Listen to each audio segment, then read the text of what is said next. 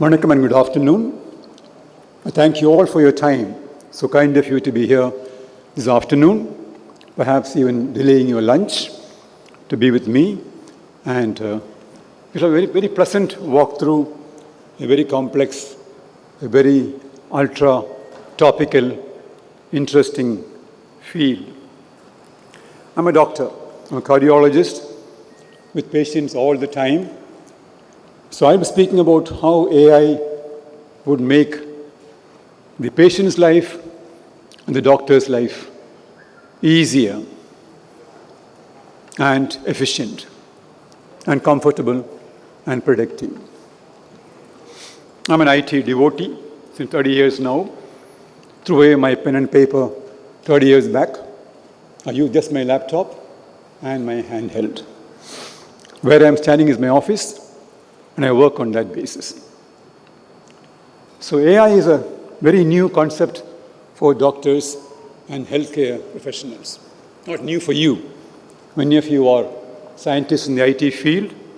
For many years now, AI is in gestation. You know a lot about it.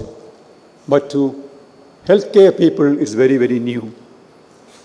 And they don't trust IT instinctively. They had a tough time with EMR. They are still struggling with that. So AI makes many healthcare people a bit nervous. In today morning rounds, I met many of them who aren't quite sure what the future is going to be. So I became a devotee of IT and AI. I shall walk you through what the healthcare field thinks about it and how would you interact with them, and ultimately how the patient would benefit from that, and then the science. Eric Topol is an extraordinary personality. Professor of cardiology, founder director of the Scripps Research Translational Institute in California, a great thinker, a great writer, and a man who is the primary voice for AI in medicine.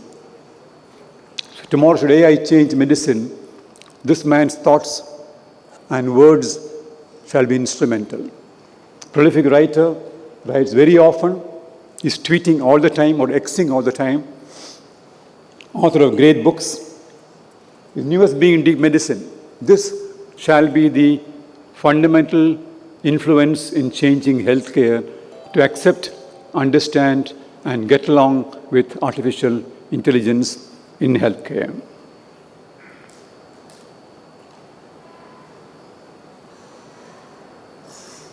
Okay.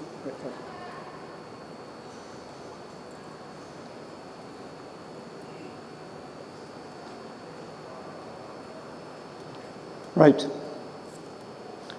So his thoughts are very succinct, very brief, very emotional, and that appeals to doctors, nurses, and healthcare workers. A colleague of mine sitting right here, Kriba, is my very, very close colleague. She's a very bright young nurse, and to her, these words are going to appeal, and she would change her colleagues' thoughts in turn. So AI will create space for real healing. These are very emotional statements.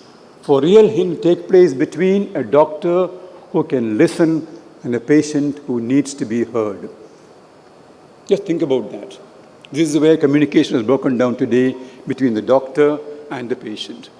We hardly ever listen, and they hardly ever get a chance to speak. That is today the world of medicine everywhere. So today, Eric Topol feels that, given a chance, you direct AI well, you will create a space where real healing can take place between a doctor who can listen and a patient who needs to be heard. And every day on the wards, I see it. This morning, we saw it, Kriba, as you recall, patients want to be heard. They don't want to be like an object to be treated. This is what many people don't understand medicine. AI can see what human eyes cannot. That is one factor which will change the world of medicine.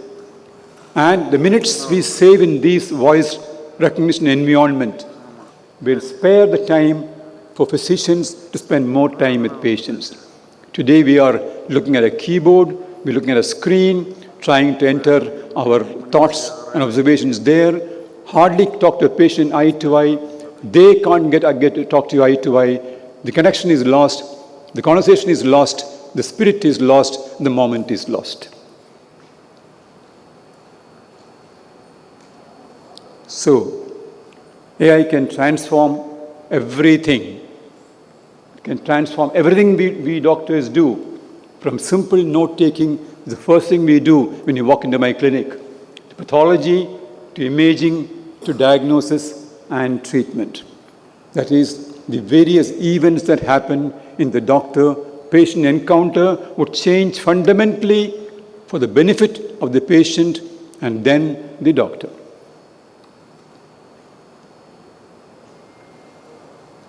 This is a fundamental fact. AI is different from human intelligence. They're not comparable, they're not reproducible. So it's all about, it's really about using machines with software and algorithms to ingest the vast amount of data we generate, come up with the answer. This is what even my brain does. So where's the difference? My intelligence as a doctor, practicing since 50 years plus in many different countries, I also, all the time, I hear data, I see data, I ingest data, I process data, I come to conclusions.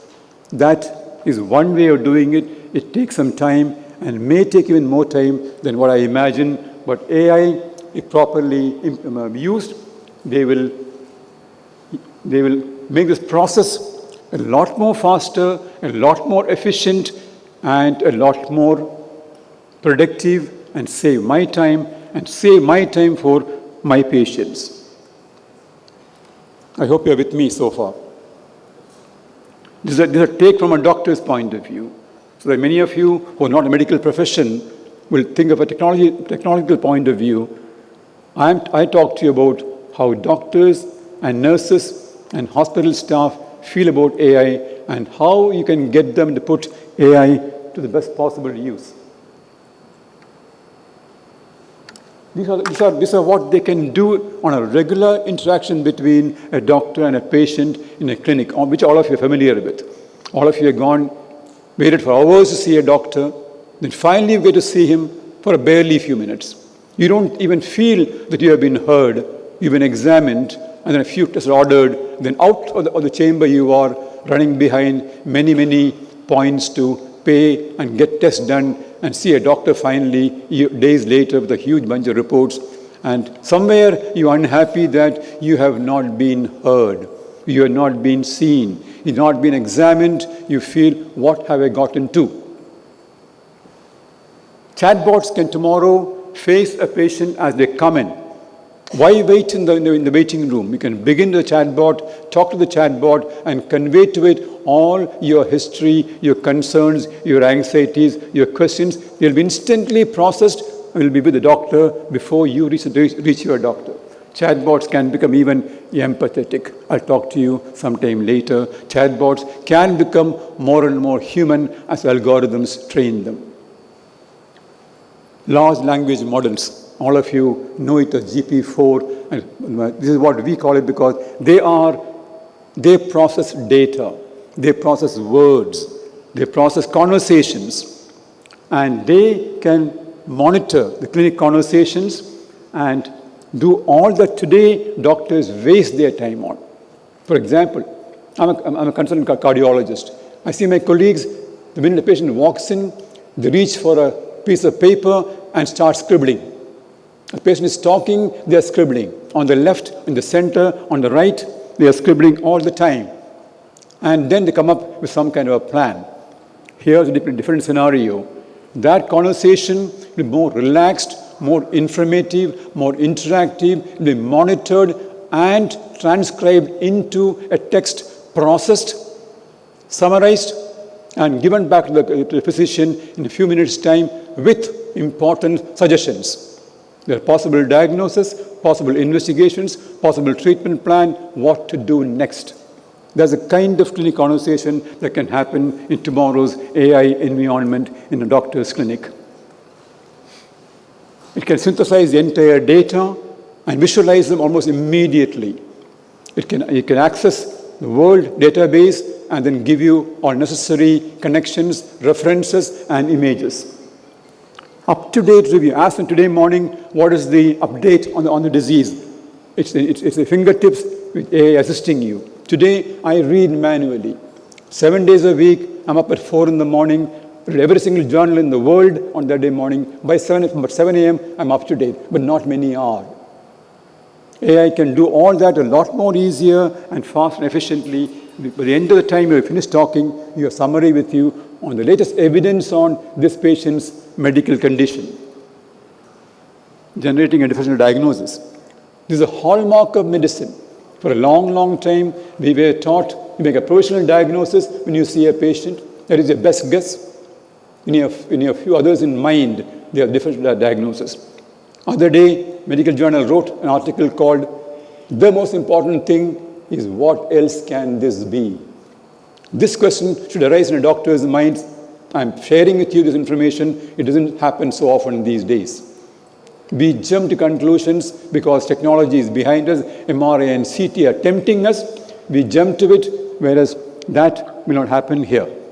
The AI will be guiding you on a possible set of differential diagnoses. So you have in mind 5, 6 important possibilities. In medicine, 2 and 2 doesn't make 4, can make 3 or even 5. And lastly, it is smart enough. You properly train the right algorithms. It can suggest to you an investigation and management plan.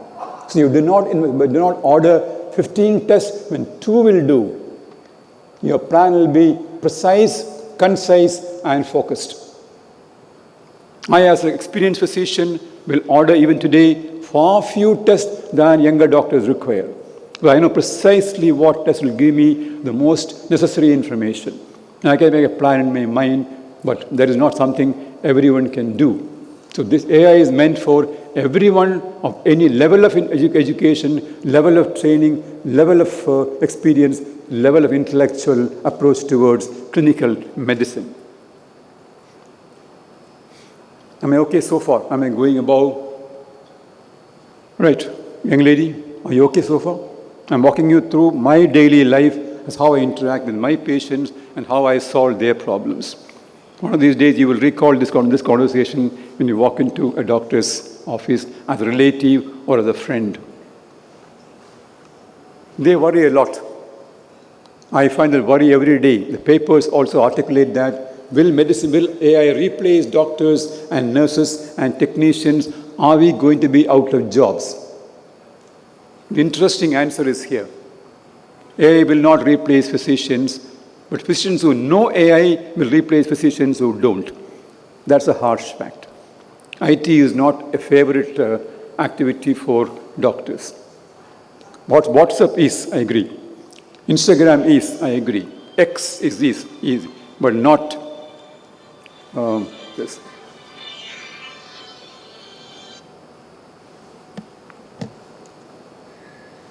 Right. This is not from Eric Topol. They are not my inventions. This unusually intelligent person, he has set some very, very clear facts which will guide other physicians. There again, he is frank to admit it. The erosion of trust between doctors and patients is today significant, which is why we have problems with doctor-patient interactions. Even violent in parts of India because that rapport has broken down. The trust we had for a very long time is now very much under peril. We have to re-earn that trust and deserve that restoration of trust. Now, is talking for many of you who are not healthcare field, this is an important statement that keyboards are the main culprits why that trust broke down between doctors and their patients. I'll explain to you exactly how the shocking statement to make. AI's mission is to dump every keyboard on the dustbin. Liberate doctors and nurses from keyboards. And how is that going to happen?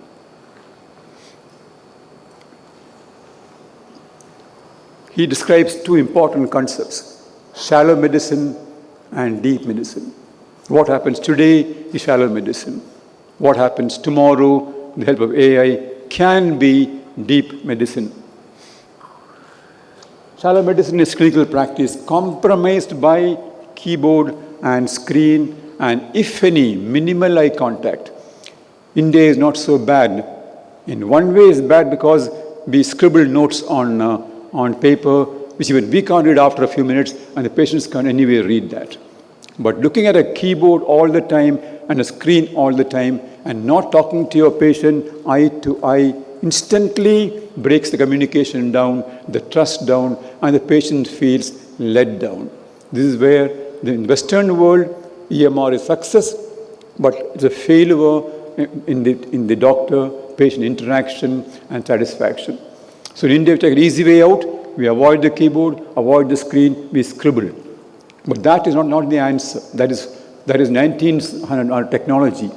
And those documents are not really today's documentation. So we must find an intelligent way out of all that. So we are entering now deeper waters of AI in medicine. There are three important concepts here to understand: deep phenotyping, deep learning, and then deep empathy. You need all three to make AI effective and successful in today's medicine. What is deep phenotyping? Very interesting. AI will know all about the person. That is what we're talking about. It will define each individual by every single data, which is medical, social, behavioral, family history, DNA, RNA, proteins, microbiome. That means every single data about a human being will be available to the practicing physician. And if you ever seen a movie called Truman's Life, Jim Carrey, the famous Canadian comedian, is the actor. From the day he was born, he was under constant television scrutiny every moment of his life, and the world watched it as an ongoing, never-ending serial. It's a frightening movie, but it teaches you that you can know everything about another human being, and that is deep phenotyping. You know all about your patient, his amino acids, his proteins, his heartbeats, his every single structure in the body, his calcium levels, his mind, his thoughts. Everything is known to you as a physician. Deep learning. This is recreating the human brain through your neurons network. So what you hear about your artificial network of neurons is simply recreating the brain, whereby that network will process all the information you feed into it. What my brain does right now will be done a lot more faster by an artificial neuron network, and you get unique information as the output. So nothing new. Neural networks are behind a large number of such mechanisms where huge amount of data can be processed by a complex networking arrangement which will process the data and give an output in record time. Human brain can't always do that. We know that. Human brains have times when we are efficient, times when we are not efficient. Times when you want to take a chill out, want to sleep. Artificial neural networks don't sleep. This involves, the deep learning process involves very interesting AI concepts. And AI can see, AI can hear a lot more better than you do. So you can make a lot of diagnosis in record time on a huge amount of data through pattern recognition, machine learning, and machine vision. I'll come to it a few minutes later. What are these words and examples of that in everyday medicine? Whatever happens, the final requirement is deep empathy. Empathy is the understanding and the consideration for the predicament in which your patient is in, which machines can't easily ever acquire. That requires the human heart and mind to empathize for another human being in distress. Every day I see 100 patients on the wards. 6 days a week I'm on the wards. I see patients who are in deep distress. My heart bleeds for them. And when I see a 45-year-old man who is a father, who is a son, who is the backbone of his family, very, very compromised, very sick and almost dying, you feel awful for that person and for his family and for their future. So empathy is a part of our way of life, and deep empathy has to be a part of whatever we do with AI for patients in the future. What are the other sides? Many of you here are experts on this. I find my dear friend at Kauvery, Aravind Ganeshan, often talking about these concerns, and so I finally come to that. What are the deep liabilities? What are the problems you envision to emerge as AI takes hold on medicine? They are listed here. Privacy, safety, and security are your worries because your data is somebody else, and what happens to that data. Today, you know, your banks have your data, your telephone number is known to everybody in this country, and Tom, Dick, and Harry can invade your privacy, you have access to your telephone number. It's an example of how your data can get away from your hands. We don't want those kind of spam calls, 15 calls a day, but people have your number. People know where you live. People know what you do. People know what your wife and what your children do, what schools they go to. We don't want that to happen. The black box, very often I hear that you don't understand the algorithms that have gone into the AI machine systems. This is what is bothering many of you. But the word black box, it sounds ominous, inappropriate. I'm from the Air Force. I'm a flying doctor, so therefore I know intimately the black box is that equipment on an aircraft which is indestructible. Tomorrow, a crash into Himalayas, a dive into the Pacific Ocean, your MH470 still lying somewhere in the deep seas of the world, the black box is never destroyed. That box contains every single data on the operation of the aircraft which went down. So tomorrow you find the black box, open the black box, you precisely know what happened to MH470 or any other aircraft which hit a mountain or went into a sea. So black box is not what you think. It's actually storing precise information which you analyze, tells you exactly what went wrong. So please don't adopt words that mean something else actually in life. And coming from aviation, black box is a very important resource for us, because the only resource for us to find out exactly what went wrong when something terribly went wrong and lost several hundred lives. The other problem, the large language models are scanning a large amount of data, already existing, text existing, and they can generate incorrect statements, which we also do. If you only read one book instead of 7 books, you will also produce incorrect, biased statements. But calling them as hallucinations, confabulations are all dangerous because they are psychiatric diseases, psychiatric terms. They are the products or the expressions of a deeply troubled mind. Hallucinations and delusions are wrong beliefs, are wrong perceptions.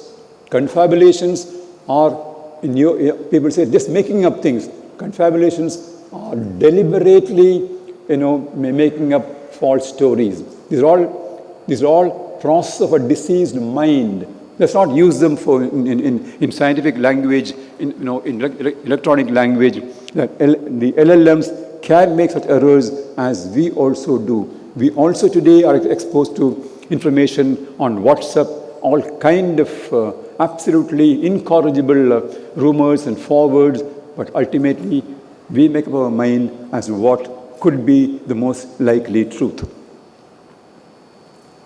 AI is evolving technology, extremely powerful, and like all powerful technologies, it has its limitations and biases. Again, the word bias is used a lot by my colleagues. This bias refers to racial bias, because in the West, data are normally on Caucasians, they're on whites. They are biased. They rarely do research on the black the Latinos, the Asians, the Hispanics, and many others. So this word refers to not to India. To we Indians, we are all still Indians. But it is not so other part of the world. So Western data is largely biased in favor of a white, fairly wealthy Caucasian population. That's where the word bias comes from. Let us not worry about these things which least concern us. Regulating. We hear a lot of cry about this. I read every single journal on AI in medicine. Those who are interested, the most outstanding journal is NEJM AI, the New England Journal of Medicine's exclusive edition on AI gives you the best of information on AI. So regulating AI is a big worry.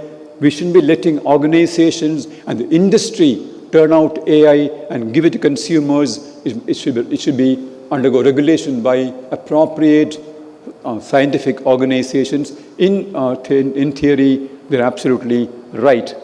But don't regulate AI by process audit. That is your area of work. Those of you who are scientists in the electronic field, you prefer a process audit. As a doctor, I would say regulate them by patient outcomes. If your AI software, if your AI algorithm benefits patients, then that is how you should regulate that. So for that regulation, you require patients, physicians on board to understand what benefits patients. So whatever we do in healthcare, I have only one ground rule. Patients must benefit, not the industry, not the promoters, not the financiers. In healthcare, whatever you do, there is one single yardstick. The patients must benefit. If you harm them in any way, if you compromise them, that technology is not meant for patients. Now I come to what is the evidence we have. Am I okay with time, Srivatsan? Right. Yeah, I have time. Now I'm going to show you from the world's major medical journals published data on what is the areas of work where AI has made progress and where you will see progress in the next few years to come. Robert J. Gallo is a big name. Many of you won't recognize him. This is a man who missed the Nobel for discovery of the HIV virus. By a whisker, he missed it. Luc Montagnier of France got the final Nobel. He's a very great scientist. And so I open with his paper. This is what we are even now begun to use in Kauvery hospitals also. So AI can detect very, very early deterioration happening in patients. Kriba, I think you'll be interested. No tired human being can monitor every single patient on a large ward in a large hospital. So with good AI algorithms monitoring, you can detect very, very early clinical deterioration. And the earlier you detect that, the more easier you can reverse that. It's also more economical for your patient. In EGM, I'll come back to over and over again. This journal from Boston is the world's most absolutely precise journal, most fastidious about its papers and data. And they are the ones who produce the world's most outstanding papers. So this is the AIGM paper that you can even evaluate surgeons, how they approach patients, their operative techniques, their blood loss, and their outcomes. These are all very controversial areas, but fact remains that tomorrow AI can identify factors associated with blood loss and surgical experience. And computer-based vision or machine vision can accurately screen several videos of surgical techniques and pick out what techniques are appropriate and what techniques are most efficient to achieve the desired outcomes. And you can compare surgical skill and outcomes. All these are next to impossible through human work. I'm sorry I could have a few more slides to go, but that gives significance to what this particular talk, what's about. For operating room safety, how do you keep patients safe during surgery? AI can monitor, and wearable devices. Now, they are more and more popular, Many patients are wearing them all the time. Huge amount of data is being generated. AI can process all this data and give physicians a summary of what wearable devices are able to point out to you regarding an individual patient's medical evolution. This is extremely important. One look at, can you even imagine that one look at a retina can only tell you a few things to an experienced ophthalmologist with very little time.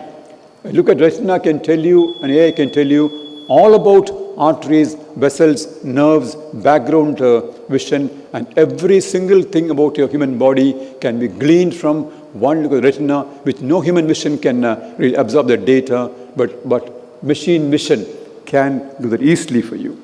I'll go through it quickly for you. By hearing voices, there are patients who have lost their speech in number of instances, so you can digitalize this particular process, and today AI can practically restore speech. What began with Stephen Hawking can advance to a precise system where you can reproduce speech, natural speech, to patients who have lost speech. Can you imagine this?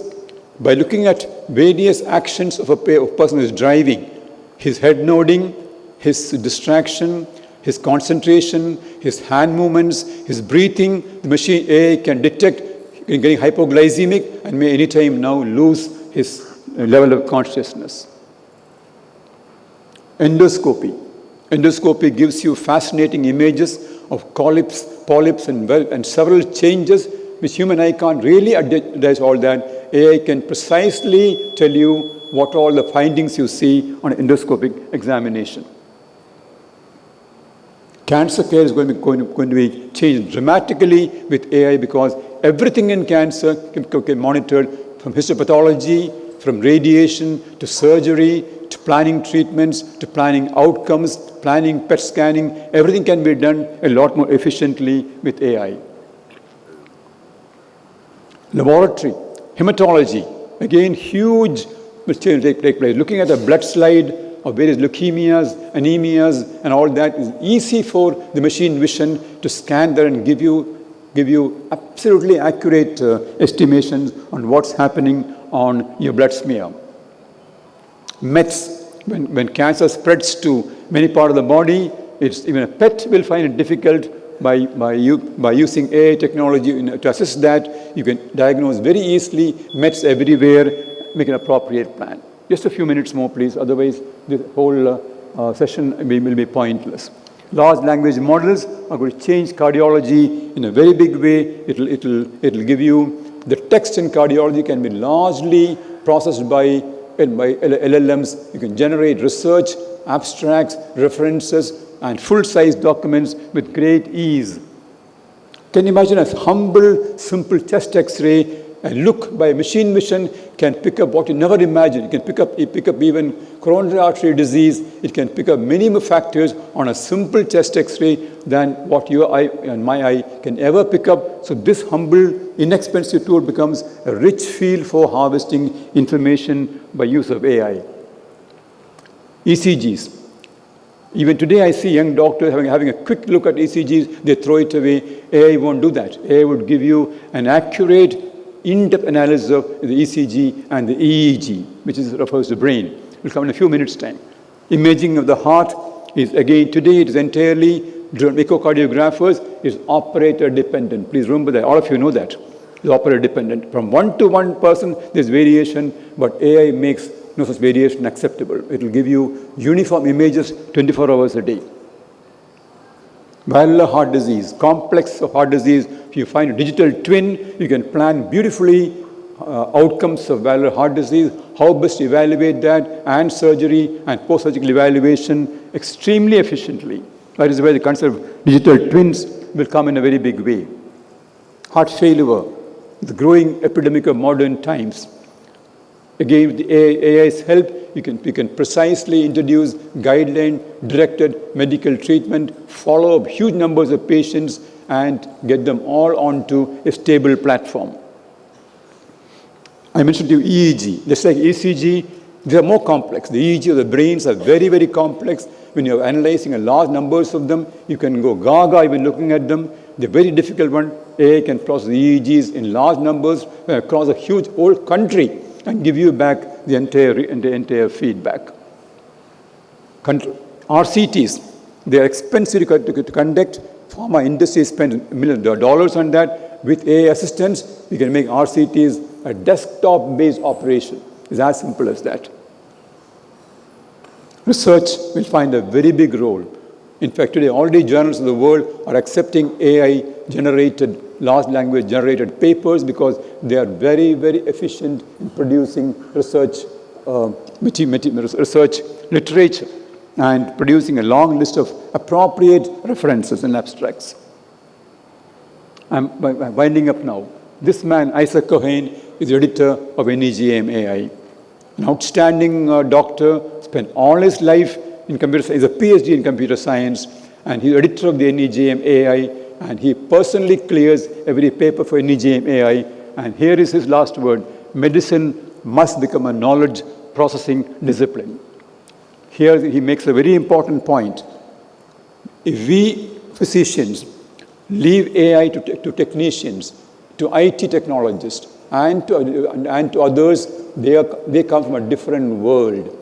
So today, you need doctors who are competent, who are knowledgeable on IT and AI to create the algorithms that go into your software, to make sure they're accurate. All concerns of black box and confabulation and hallucination will go away once your doctors who have deep domain knowledge in medicine are a part of creation algorithms. If you trip up here, then we're heading for trouble. And the last two slides, again, Eric Topol is a man of great vision, a man with a very great heart and feeling for patients all his life. He is doing his best to make AI in medicine become a deeply humanizing experience and not just technological, walkthrough to another generation of things. Someday, many years from now, machines may out-detect and out-diagnose physicians. But AI will never out-care human doctors, caring the secret sauce of the medical profession. And the last slide, this is not from a doctor. Albert Camus is an outstanding French thinker, intellectual, wrote outstanding novels. His novels are mind-bending novels. And he takes you back from artificial intelligence to the luxury of free human intelligence. His words are my last presentation for you. Nuance and discernment shall continue to be the practicing physician's essential tools. Nuance is the subtle way of looking at things. What is subtle in what you are seeing? That is nuance. And discernment is an intelligent judgment of the facts in front of you. No machine can ever do that. That is where a human being, and especially a trained practicing physician who deals every moment of his life with human concerns, human worries, human pain, human disappointment, human dissatisfaction, human frustration, human disillusion. This is what makes us different, the nuance and discernment. Thank you very much for your time. I'm sorry I stepped over the time, but there are things I must convey to you as a practicing physician who looked after millions of patients across about 10 countries in the world. I've traveled from a tiny village in Kerala to almost every part of the world, almost served every country in the world in global health, and then came back to Tamil Nadu, hometown, 5 years back. And I'm with Kauvery as a group medical director. I consider myself as a mentor for every single person in Kauvery hospitals who cares for patients. Thank you very much and have a great day.